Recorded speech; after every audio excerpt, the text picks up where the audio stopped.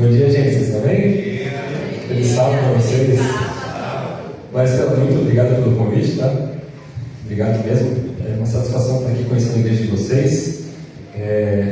Eu fiquei admirado com a coragem dos aventureiros aqui, tudo de camisa e saia. Nossa, eu sou curitibano, mas fiquei 11 anos em Maringá, estou retornando agora no final do ano. Então eu estou com muito frio. Gente, hoje vocês estão vendo aqui que tem todo um cenário, um aparato aqui. Então, reforçando muito meus parabéns das mães, né, que estão aqui presentes na igreja. Já tivemos uma homenagem de hoje, aos investidos hoje também. Tivemos algumas investiduras. Deus abençoe cada um de vocês ricamente. Mas hoje, em todas as nossas 230 igrejas, nós estamos também aproveitando o nosso calendário da associação para propagar algo que é bom, né? Eu sei que a gente tem acreditado, né, que notícia ruim se espalha rápido, né? E a notícia boa a gente tem que insistir para que chegue. Então são contrastes. Então hoje eu quero trabalhar um pouquinho com vocês aqui sobre o aplicativo CRM de maneira bem sucinta. Eu vi que nos anúncios foi apresentado uma dinâmica bem interessante.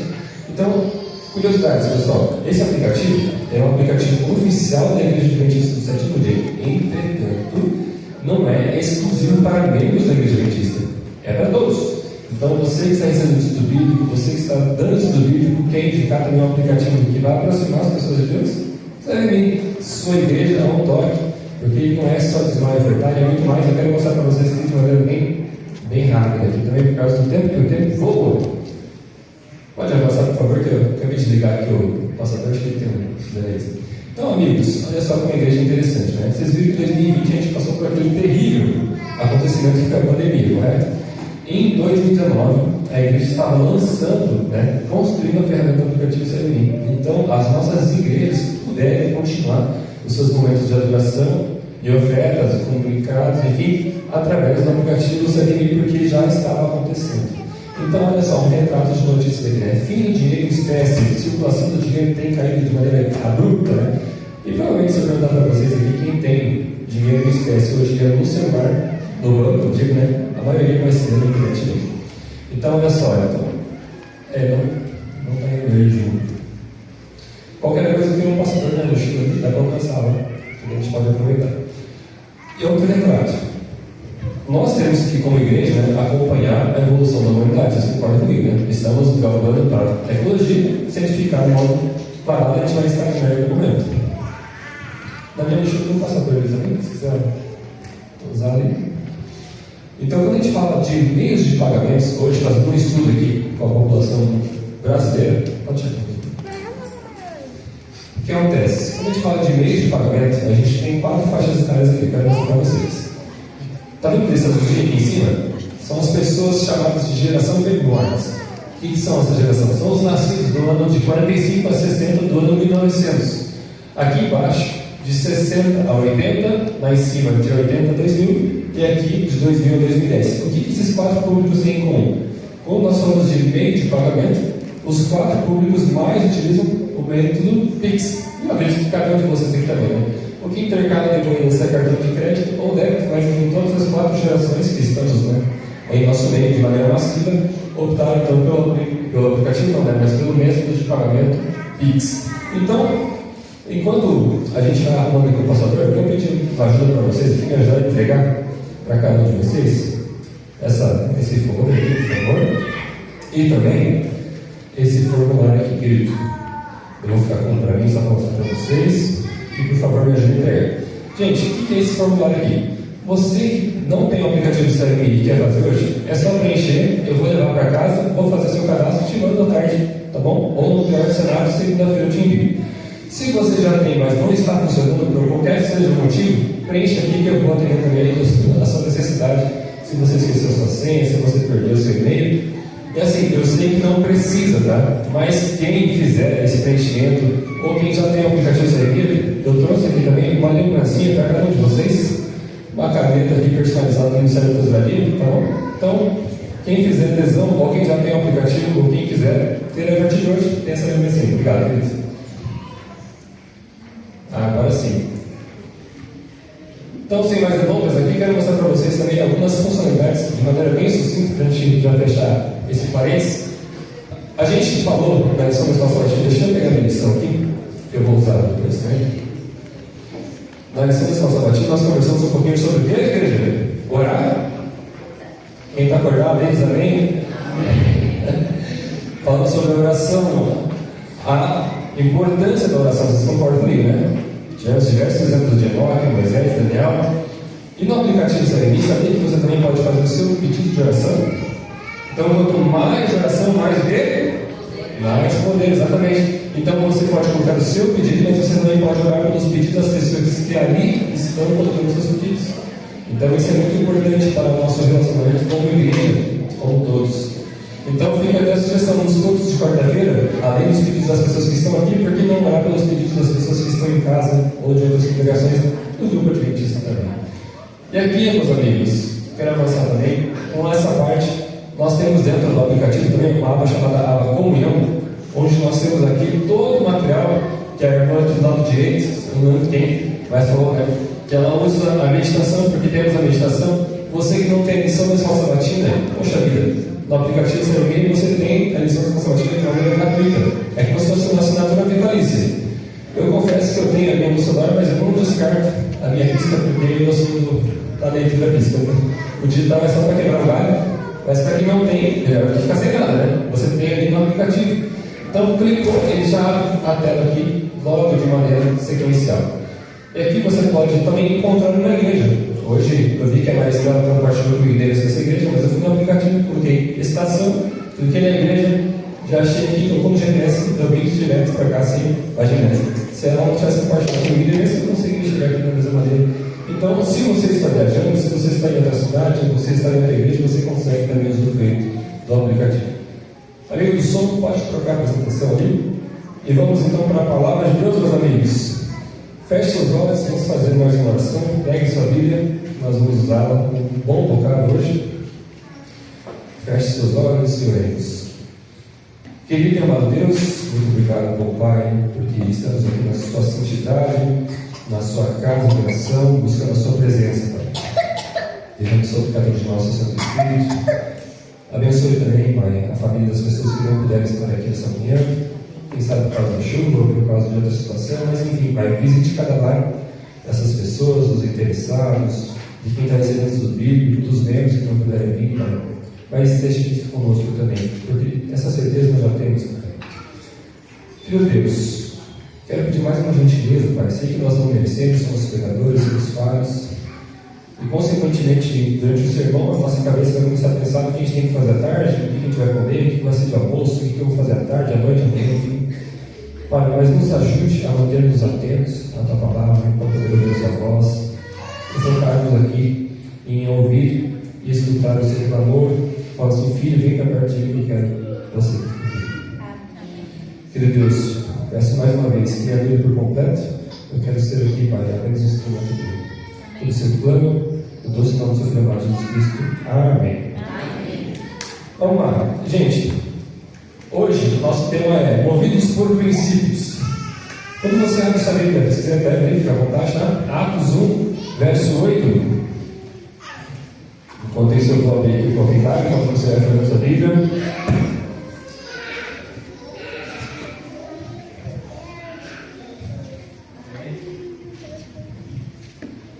Atos 1, verso 8. A soberana diz assim, né? Mas recebereis o quê?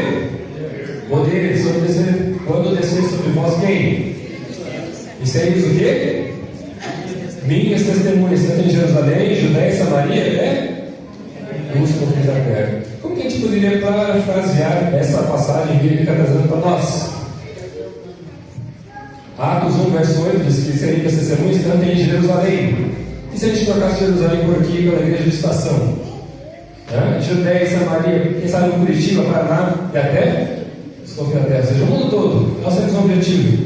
Nós temos uma missão cumprir, que é espalhar a Jesus a quem ainda não conhece. Assim como chegou até você a mensagem de Jesus como teu Salvador, nós temos a missão também de fazer isso. Mas a missão por si só é importante sim, mas se a gente não tiver uma vida missional, ou seja, nosso estilo de vida não apresentar isso, do que adianta, né? A gente falar uma coisa e viver outra. Não é contraditório? É um possível paradoxo.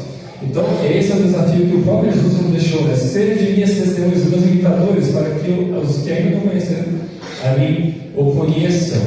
E aqui eu quero trazer Tem 3 crianças para me ajudar aqui? Posso contar essa história com ela? Vem aqui ajudar o time, Yasmin. Eu precisava de mais 2. Aí, Yasmin e mais 2. Vem aqui, pode vir você. Vem cá, contigo. Fica aqui. Você não sabe quem é isso. Mas tem mais uma? Mais uma menininha para ajudar aqui? Pode vir. Vem cá, mais uma. Rapidinho. Isso, hein? Muito bem. Igreja, licença, rapidinho, tá? 1 minutinho.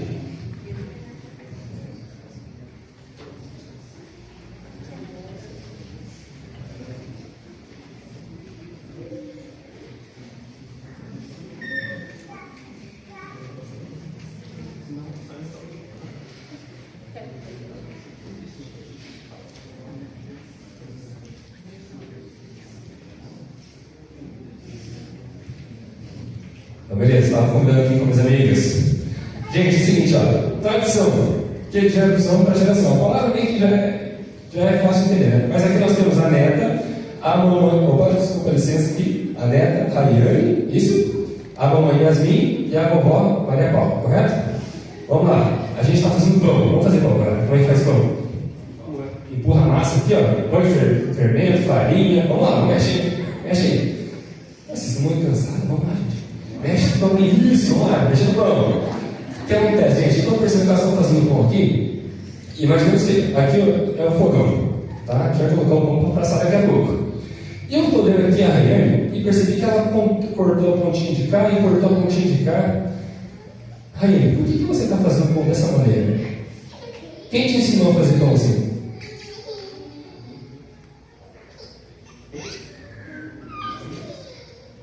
A mamãe, tá bom. Engraçado que a Rayane está fazendo pão dessa maneira. Vamos lá, faz pão, gente, vamos lá, vocês não cansaram. Pão, isso, estica o pão. Yasmin, você fez a mesma coisa que a Rayane. Por que você cortou a pontinha de lá e a pontinha de cá? Quem te ensinou a fazer pão assim? Qual a mamãe? Maria. Tá bom. Maria sobrou para você. Você está vendo, né? Todo mundo fazendo pão, cortando a pontinha de cima do pão, cortando a pontinha de baixo, e eu pergunto para você agora. Por que você ensinou a tua descendência, sua filha, sua neta a fazer pão dessa maneira? Travou tudo. Gente, a ilustração é muito simples. Por que a Maria Paula fazia o pãozinho cortando a ponta de cima e a ponta de baixo? Alguém já viu essa ilustração? Porque não sabia para o forno que ela tinha, na época que ela aprendeu a fazer isso, não cabia o pão inteiro. Então ela sabia cortar a ponta. Só que agora olha o fogo da Yasmin, olha o fogo da Remy. Um fogo gigantesco, um forno elétrico, cabe o pão inteiro. Então, muito obrigado, gente. Obrigado por ter participado. Tem uma lembrancinha para vocês aqui, ó. Foi repetir, ó. Um para você, um para você e um para você. Muito obrigado, gente. Uma salvação para elas aí. Muito obrigado.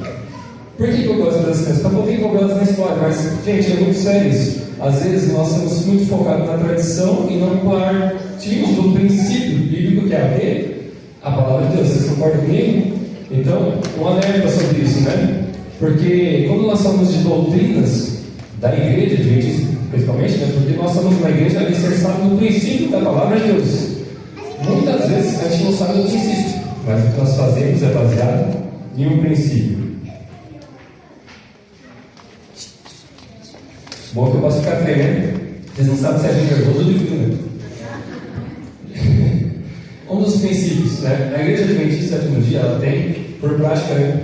Quando a pessoa se afasta, ou se ela batiza em outra congregação, ela se batiza em adventista novamente.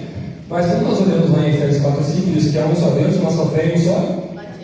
Então por que a gente rebatiza, né? Porque o mesmo a Bíblia defende isso, mas também fala em Atos 19:1-5, Paulo encontra 12 discípulos de João Batista que necessitavam ser rebatizados, porque não tinham sido batizados no Espírito Santo. Então tem um princípio, não é coisa dos achismos ou tradição. Mais à frente, nós temos aqui, em João 20:6-7, a explicação dessa situação aqui.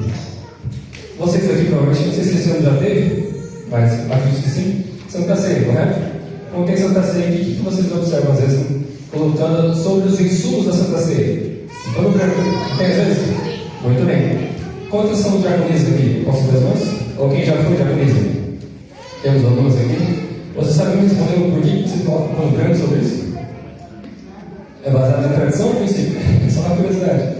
Então, por que eu estava dizendo? Eu estou na pergunta para a membresia, né? Por que a gente faz essa prática? Provavelmente você, a diaconisa anterior te ensinou assim, você faz assim, tem que dobrar bonitinho, colocar. Curioso, né? Então aqui quando a gente olha para o sepulcro de Jesus Cristo, o que a Bíblia relata em João 20? De Jesus, ao se ressuscitar, o que ele fez? Ele ressuscitou e saiu, correto? Mas o que relata? Que ficou dobrado de maneira organizada sobre os lençóis mortuários, que eram feitos de linho, e normalmente linho associa-se à cor branca, porque era algo puro, traz pureza. Então, em referência a isso, quando nós vamos consumir o corpo e o sangue de Cristo, nós também recobrimos com. Então vocês veem que temos um princípio, sim, às vezes a gente nem sabe do princípio, mas é algo curioso.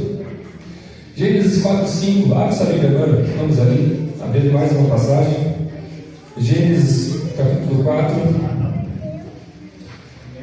Abra ali, Gênesis capítulo 4, versos 5. Gênesis 4, versos de 3 a 5. O livro de Gênesis ele é fácil de achar, é difícil de abrir, né? A capa às vezes dá uma puxada nas páginas aí. Então acompanha comigo então a leitura, capítulo 4, verso 3. E aconteceu que no fim de uns tempos trouxe o quê? Caim, do fruto da terra, uma oferta ao Senhor. Verso 4. Abel, por sua vez, trouxe das primícias do seu rebanho e da gordura desses. Agradou-se o Senhor da oferta de quem? De Abel. Verso 5 diz que ao passo da oferta de Caim, de sua oferta, não se agradou. Irou-se então, pois sobremaneira Caim, e descaiu do semblante. Qual que é o contraste aqui? Tivemos duas adorações, correto? De Abel e de Caim. Deus aprovou a oferta da adoração de quem? De Abel. E de Caim não, porque Caim trouxe as primícias do seu serviço. Mas a Bíblia diz que sem derramamento de sangue não há remissão de pecados. E aquele cordeiro apontava para Jesus como Salvador. E esse é o contraste que é apresentado, né? E olha só a decorrência disso, né? Caim teve a reprovação do Senhor com relação à sua oferta. E o que ele faz agora no verso 8? Ele vai lá, e nós temos aqui o registro, quando você lê o cabeçalho das passagens, né? Primeiro homicídio, verso 8 disse Caim a Abel, seu irmão, vamos ali no campo dar uma volta. Estou parafraseando aqui, né? Estamos eles no campo, então sucedeu-se que levantou o Caim contra Abel e o que? Matou seu irmão. E eu pergunto a vocês, o que Abel tinha a ver com isso? O coitado estava fazendo o que Deus pediu. E Caim, por sua inveja, por sua raiva, por ter sido reprovado, foi lá e descontou-se do seu irmão. E aqui, meus amigos, uma frase que acho muito importante a gente frisar nessa manhã. Tudo que nós fazemos deve ter na Bíblia um claro, assim diz o Senhor. Porque em matéria de adoração não é o que eu acho melhor, mas sim o que Deus já disse. Temos aqui mais um exemplo. A gente flutuou por esse assunto na lição, 1 Samuel capítulo 15. Eu vou ser sucinto na leitura para a gente poder avançar um pouquinho. Mas no capítulo 15 nós temos uma relação aqui entre Samuel e o rei Saul, onde Samuel, né, a pedido de Deus, dá uma ordem a Saul, que ele fosse lá e fizesse o extermínio de um povo ali que judiou muito do povo de Deus. Então no verso 3 ele diz o seguinte: vai, pois agora e fere Amaleque e destrói o quê? Parcialmente. O que está escrito aí? Destrói totalmente a tudo que tiver, em nada lhes poupes, porém matarás homem, mulher, meninos e crianças de peitos, depois ovelhas e assim por diante. E se você for fazer a leitura aqui no verso 8, verso 10, verso 3, verso 14, você vai ver várias situações onde Saul vai desobedecendo a ordem de Deus, entregue através de Samuel. E no verso 22, aqui está o nosso ápice dessa reflexão, que diz o seguinte: resumo geral. Saul foi lá, não fez o que Samuel pediu, a mão de Deus. Ele trouxe o rei dos amalequitas como escravo, acorrentado, amarretado. Ele não matou os bois, as ovelhas, os carneiros, ele trouxe tudo como oferta ou como despojo de guerra. Então, desobedecendo, daí chega agora o momento em que Samuel vai confrontá-lo. E ele fala o seguinte no verso 22: porém Samuel disse: Saul, escuta aqui, tem porventura o Senhor tanto prazer em holocaustos e sacrifícios, quanto em que se obedeça a sua palavra? E agora a frase de efeito para nós: eis que obedecer é melhor do que sacrificar, e o atender é melhor do que a gordura dos carneiros. Porque Samuel, aqui ao confrontar Saul, ele fala: não, mas eu não trouxe para despojo de guerra, eu trouxe para ofertar ao seu Deus. Já começa aí, não é o meu Deus, é o teu Deus, a mulher que tu me destes. Engraçado, né? Quando confrontados, a gente esquiva, não, né? É tudo. Então, há uma reflexão para a gente trazer aqui também. E finalizando a nossa introdução, segundo Samuel, nós temos aqui a história de Uzá. Você conhece bem, talvez, essa história, ou já tem ouvido falar dela? Lembra daquele episódio onde a arca do Senhor estava retornando para a casa de Davi? Lembra? E o boi tropeça, tropeçou e a arca cai no chão. Ia cair no chão, aí Uzá vai lá e põe a mão. E Deus fulminou com Uzá. Então você pode ver assim, mas que Deus cruel de fazer isso. Quando você vai ver todo o contexto, irmãos, Uzá, ele sabia o jeito correto de trazer a arca. Ele não era uma pessoa apropriada para encostar na arca, porque em Números a gente vai ver como que era o translado da arca da aliança. Era todo um processo diferente, não poderiam encostar na arca, as pessoas tinham que carregar sobre os ombros, ele colocou sobre os bois, já começou aí. Então ele tinha as pessoas específicas para fazer esse trabalho também. Uzá não poderia fazer isso, de encostar, ele poderia coordenar o translado, mas não manusear isso. Então tem várias intercorrências, e Números fala, certamente morrerás caso fazer ao contrário. Então, digamos assim, era algo sabido, mas uma boa intenção, ele tinha uma boa intenção. Em matéria de obediência, não. Em matéria de adoração, a minha intenção, não importa, mas sim o que Deus disse. E um exemplo claro, em relação a isso, a gente pode trazer aqui 2 pontos, que são um dos pilares, digamos assim, né? O dia de sábado. Qual que é o dia de sábado? O dia de sábado é o dia santo, é o dia separado. Vocês concordam comigo? Mas eu prefiro o dia de segunda-feira. Segunda para mim é um dia ideal para poder servir a Deus. Eu consigo guardar segunda-feira certinho, consigo dar estudo bíblico, consigo repousar, consigo ficar com a minha família. A intenção é boa? Mas o que Deus pediu? Ele falou que o dia certo é o sábado. Mesma coisa em relação ao dízimo, um exemplo. Eu sou tão agradecido a Deus que eu não quero dar 10%, eu quero dar 15%. Isso é dízimo? Não, por quê? Deus pediu quanto? Ele falou que é 10, mas eu quero dar 7. Não é o que eu acho, mas sim o que Deus disse. E nós podemos aplicar isso para outros pontos da nossa igreja ou da nossa própria vida. E aqui, amigos, eu estou fazendo para vocês também algumas partes agora informativas da nossa igreja. Temos aqui o ano de 1863, que agora temos este ano a instauração oficial de Igreja Adventista do Sétimo Dia. Foi nesta casa que a primeira comissão, onde então discutiu-se a abertura oficial da Igreja Adventista do Sétimo Dia. E com esse start da igreja, também vieram algumas dúvidas e questionamentos por parte das pessoas que estavam liderando esse movimento. Então, nesse episódio, nós tínhamos aqui o seguinte cenário. Em 1863, já tínhamos 3.500 membros da igreja e nós tínhamos já 40 pastores. E muitas dúvidas aqui por parte dos pioneiros. E tanto o J.M. Lafgore, o José Bates e o J.M. Andrews, eles se perguntavam entre eles, né? Beleza, nós temos já um público X, temos 40 pastores, mas como que então nós sobreviveríamos então a esse ministério dos pastores? Essas 40 pessoas vão pregar, mas vão viver do quê? Então os 3 foram até Ellen White e perguntaram, né? Ellen White, o que você acha a respeito disso? E eu acho engraçado que eu vejo a Ellen White um pouco uma mãe assim, né? Vai lá e procura, eu não vou te dar mastigado assim, né? Então os 3 voltaram, instalaram uma comissão então para poder fazer o quê? O estudo da Bíblia, porque ela falou assim, a resposta da pergunta de vocês está na Bíblia. Estamos startando uma igreja que é baseada no princípio da Bíblia. Vamos estudar o quê? A Bíblia. Então os 3 mais outras pessoas fizeram um comitê, uma comissão na verdade, né? Para fazer então o estudo da Palavra de Deus e tirar respostas dessas perguntas e indagações que eles tinham. E uma das perguntas deles era, como então que esses 40 pastores, né, que estão, digamos assim, deixando suas famílias para poder pregar o Evangelho, e depois retornam, obviamente, né? Eles não deixam e vão embora para sempre, eles não. Ou alguns levam a família, mas como que eles vão sobreviver? Então, estudando essa Bíblia, eu vou trazer para vocês aqui de maneira resumida, né, os 4 pilares que eles identificaram. E o primeiro deles é a dedicação exclusiva. Se uma pessoa que vai ser pastor da Igreja Adventista do Sétimo Dia, ela tem que entender que ela vai trabalhar exclusivamente para a Igreja Adventista do Sétimo Dia. Em que sentido? Ele não vai precisar se preocupar em ser pedreiro, ser pastor não, ser contador, ser advogado, ser pintor, durante a semana e chegar sábado e ser pastor. Ele vai ser pastor 24 horas no seu dia. É um ministério, um estilo de vida, é algo missional, é algo que é um estilo de vida. Mas baseado em que identificou-se isso? Por que quando a gente vai em 2 Crônicas 31, verso 4, diz que, além disso, ordenou ao povo distribuísse com sua parte devida aos sacerdotes e aos levitas, para que pudessem dedicar-se à lei do Senhor. Mas me diz quem são os levitas. Eu confesso para vocês que para a gente trazer toda essa pauta, eu teria que ter um outro sermão, senão ia ficar muito longo.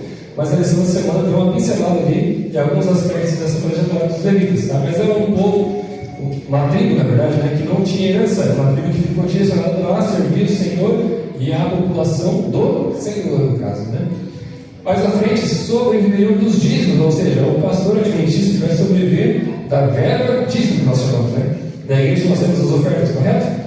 O pastor não recebe as ofertas. Os pastores, eles recebem da verba do dízimo, mas 10%. Mas baseado em que, Luiz? Números 18 e 21 diz que aos filhos de levitas dei todos os dízimos em Israel por herança, pelo serviço que prestam, serviço da templo da congregação. Mais à frente, e aqui eu gosto de trazer essa indagação para vocês, membresia. Não ser rico, a herança é o Senhor. Pergunto para vocês, de uma curiosidade, pode levantar a mão, com convicção, não tem certo e errado aqui. Vocês acham que um pastor da igreja de 27 dia, está sendo gravado, né, Paulo? Está sendo gravado. Um pastor da igreja de 27 dia pode ser rico, sim ou não? Sim. Quem acha que sim? Sim. Quem acha que não? Todo mundo acha que pode? Deus abençoe. Vamos ler a passagem bíblica, vai responder para vocês, vamos ler. Disse também o Senhor Arão: na sua terra herança nenhuma, e no meio deles nenhuma porção terás.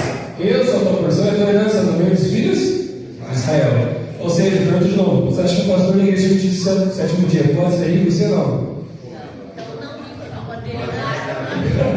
Vamos lá. Eu gosto de trazer você porque eu gosto da reação. Deve dar uma travada às vezes. Vamos lá. Pastor da igreja adventista pode ser rico, sim ou não? Pode, porém, tem uns poréns. Ele pode ter nascido uma família rica, sim ou não? Sim. Ele pode ter recebido uma herança? Sim. Mas ele não será rico do salário que a igreja paga para o pastor, tá bom? Por quê? Porque imagine só, a igreja paga uma miséria para o pastor. O pastor pega aqui para vocês e fica na porta pedindo leite, pedindo um arroz, pedindo um almoço, uma refeição, imagine só. Mas também não paga salário para que fica tentando. Ele vai ter o suficiente para poder passar o mês, ter uma vida, né? Não é aquela vida de ostentação, mas também uma vida medíocre. Uma vida ali razoável. Para que, enquanto ele cuida da igreja do pastor, a igreja de Deus, Deus cuida da igreja do pastor. E essa frase foi aplicada na lição hoje, eu achei interessante. Alguém falou aí no momento, achei bem relevante. Vamos em frente, mesma base. Ou seja, todo o pastor da igreja de sétimo dia, né? Eles têm a mesma base salarial. Ou seja, vamos ver o que diz o texto bíblico primeiro. Segundo Crônicas 31, versículo 15, diz que debaixo das suas ordens estavam Eliakim, Miniamim, Josué, Semaías, Amarias, Secanias, na cidade dos sacerdotes, para com fidelidade distribuírem as porções a seus irmãos, segundo os seus turnos, tanto os pequenos quanto os grandes. Então, qual que é a interpretação dos pequenos quanto os grandes em termo bíblico? Ou seja, não importa a função em que se exerça. Pensemos no tabernáculo. Nós tínhamos o porteiro do tabernáculo, a pessoa que ficava na recepção do tabernáculo, o sumo sacerdote que ficava lá dentro. Tínhamos distinções e atuações, mas todos tinham a mesma base para que não existisse uma guerra, digamos assim, a guerra dos públicos nós podemos fazer nos dias de hoje. Porque quanto mais membros, mais o que eu vou receber? Uau, mais dízimo, mais salário. E isso acontece em diversas outras igrejas que nós conhecemos aí fora. Na igreja adventista, não importa se a igreja que tem 10 membros, tem 150 membros, tem 1000 membros, igual a Central de Curitiba, acho que ela tem 2.000 membros, mas enfim, o salário é igual aos pastores, se ele está aqui, você está lá. É uma proteção que a igreja tem, para que não haja essa disputa por território, por igreja, e quem comanda essa igreja nós sabemos que é Deus. Amém? Amém? Vocês não percebem que a cada ciclo troca-se o pastor? Porque às vezes o pastor é muito forte na construção. Daí chega outro pastor que tem um ponto forte em evangelismo, exemplo. E cada distrito tem uma necessidade. Engraçado que tudo vai se enquadrando conforme a necessidade que Deus vai identificando.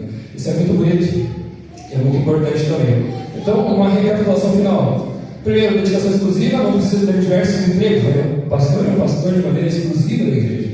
Sobreviver os dízimos, né? Então nós temos a trajetória que Moisés, infelizmente, ele descansa, Josué assume a liderança, estabelece a terra e divide. Mas eram 13 tribos. Porém, só 12 tiveram terras. A 13ª, digamos, né? Os levitas ficaram com a herança sendo o Senhor, o serviço ao Senhor, e não em terras e propriedades. nossa equipe já trabalhamos, e nem importa também a base, nós já trabalhamos isso aqui. E aqui abre um parênteses, né, igreja? Vocês acham que isso aqui poderia sair da mente de um homem? Uma vez que a gente sempre quer mais, né? Então Deus nos protegendo e fala assim, não, vai ser dessa maneira que nós estamos construindo esta igreja. Muito bem. As perguntas e as dúvidas ainda não acabaram, né? Sabendo que temos o mundo inteiro para ser alcançado. Lembra? Atos 8, Jerusalém, Judéia, Samaria, até o fim da terra. Mas como que faria assim, então, a distribuição desse recurso? Porque, digamos, né, a igreja avançou nos Estados Unidos, ali, nos seus primórdios, é ficar tudo lá, não vai avançar para os outros países, outros continentes, outros lugares do mundo. Então, essas dúvidas ainda permearam, né, a mente desses homens. Então, mais uma vez, foram até a Bíblia buscar a orientação de como distribuir esses recursos que a igreja estava levantando. E aqui nós temos algumas situações do meu lado esquerdo de vocês aqui. Nós temos a distribuição das 12 tribos, correto? Tribo aqui embaixo, no meio, lá em cima e assim por diante. O que nós temos aqui do lado direito? Um alfinete. Vocês estão vendo o alfinete grandão aqui? Onde que ficava o tabernáculo? Em Jerusalém? Perfeito, depois, né? Tem Salomão construiu ali, ficou ali. Então, quando a gente faz uma retrospectiva, no tempo de Moisés, onde é que era o tabernáculo? Era chamado de porta da tenda da congregação. No tempo de Joás, porta do templo. Depois, Ezequias, depósito da casa do Senhor. Neemias, os depósitos. No tempo de Malaquias, o mais famoso que a gente viu é o caso do tesouro, que a maioria conhece por esse nome, né? Então, nós temos aqui Jerusalém como, então, um local onde todas as adorações de todas as tribos eram trazidas até Jerusalém, no templo. E aqui o que acontece, né? Deus desenha dessa maneira. Digamos assim um exemplo. As tribos aqui do sul, que ficavam aqui próximo ao Mar Morto, imagina, naquela época, o que era mais forte? A plantação, o agro, digamos, né? Para poder sobreviver. Só que se o mar é morto, já se espécies, né, dão muito resultado definitivo nas suas plantações. Porém, lá em cima, já no mar, aqui lá de cima, já me fugiu o nome do mar agora, gente. Perdão, daqui a pouco vem. Já era muito mais fluida a questão da plantação, porque uma água limpa, uma água pura, né, que fortificava todo o plantio. Então, é natural esperar-se que naquela época as tribos do norte fossem muito mais abastadas em recursos do que as tribos do sul. Tá? Logicamente, que por ser rota comercial, Jerusalém é a capital, aqui ficava tudo aqui, né? Então tínhamos outros meios de recursos financeiros ali. Mas enfim, isso aqui é só parênteses, né?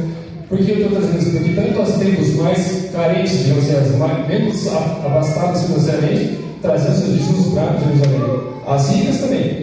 Imagina se não fosse unificado isso. Tendenciaria que os levitas quisessem ficar só onde? Só lá em cima, né? Lá no bem bom, digamos assim, né? Nas tribos do norte. Mas não, Deus falou, não, será tudo centralizado aqui e retornando aqui mais alguma coisa? Deixa eu voltar aqui. Esse aqui. Eles faziam então com fidelidade a distribuição em porções a seus irmãos para todas as tribos. Ou seja, não tinha, né? Esse aqui vai ganhar mais ou menos. Não, todos tinham a mesma base. Por isso que eles centralizaram tudo aqui em Jerusalém. Porém, Deus planejou tudo isso. E você conhece as histórias da Bíblia, né? É cheio de altos e baixos. E a nossa vida é meramente semelhante, não é mesmo? Nós enfrentamos altos e baixos. Nós estamos fortes com Deus. Acontece alguma coisa, você cai dentro, se alguém te puxa, não, vamos para cima. E assim vai. E as histórias bíblicas nos trazem esses relatos. E quando nós olhamos aqui, nós temos uma ruptura agora aqui no reino.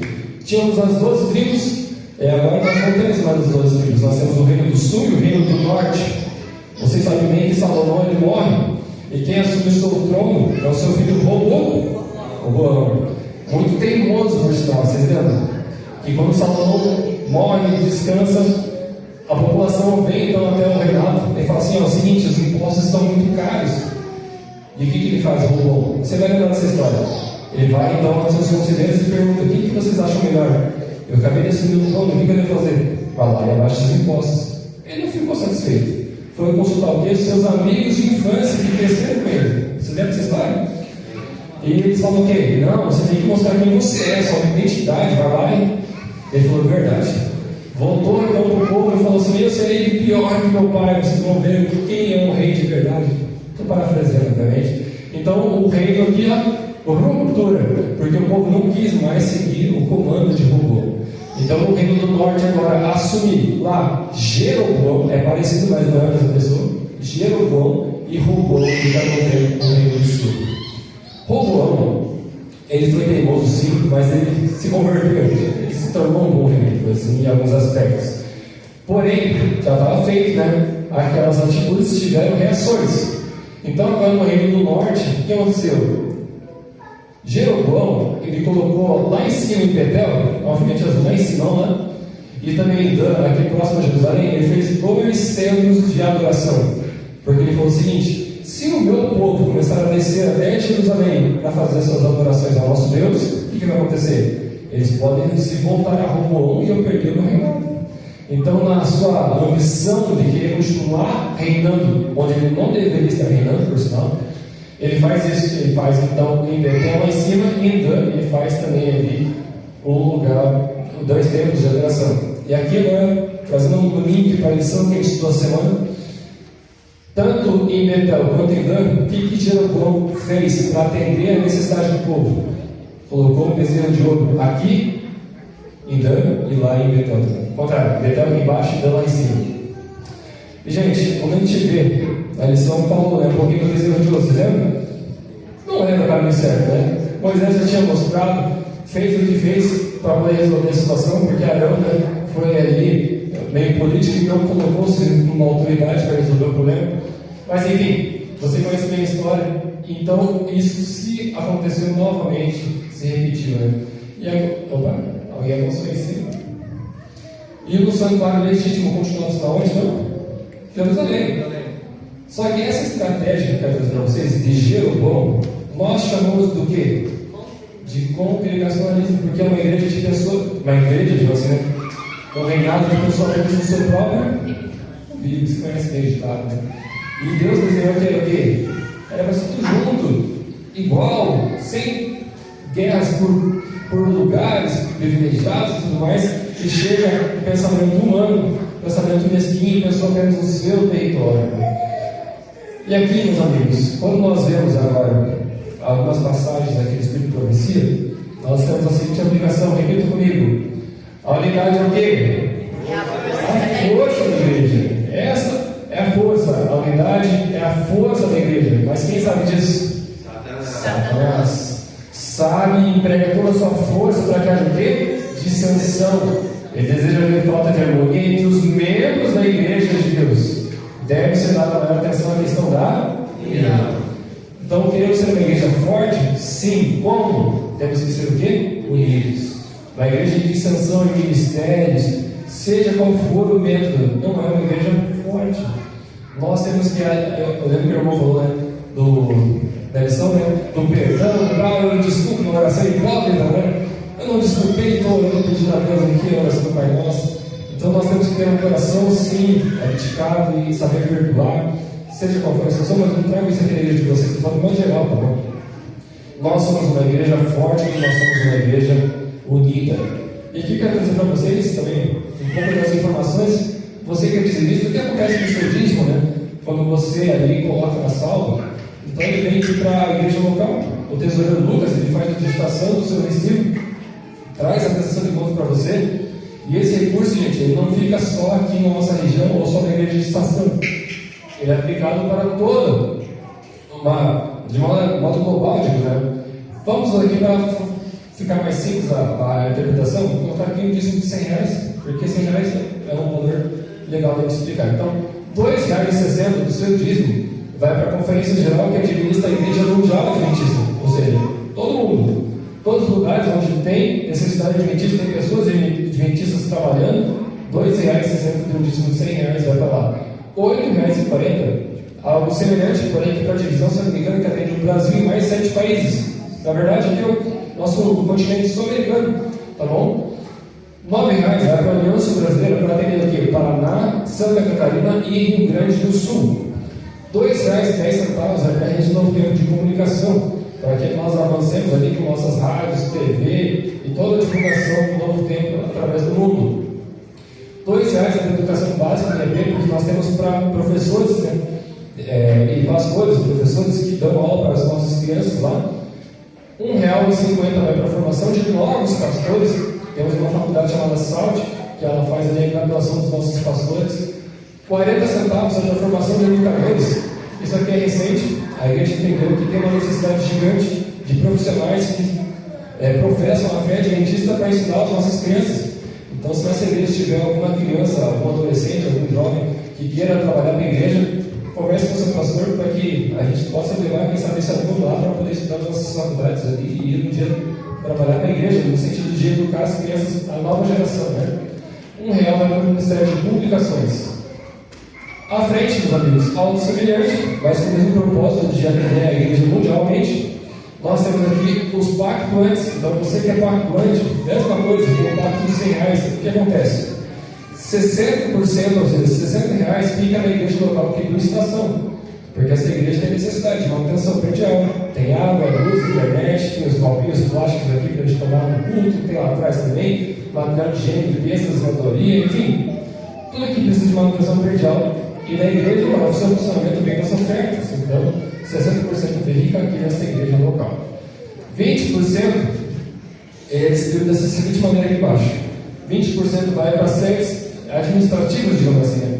Ou seja, de R$20, 70% desses R$20 vai para a Associação Central Paranaense, para que isso aqui, essa injeção de recursos para construção, ampliação, novas igrejas, compra de terrenos, o avanço da igreja no território central do nosso estado, ele ocorra.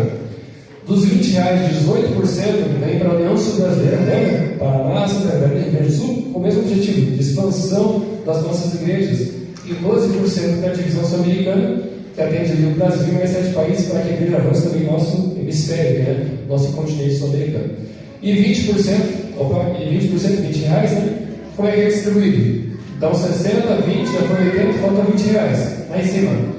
Dos R$20, 85,4 vai para projetos missionários ao redor do mundo, atendendo a igreja em todos os aspectos mundiais, aí, a questão do avanço, né, das nossas igrejas, internatos, enfim, você vê nos provérbios, volte e vê um panorama aqui das missões mundiais também.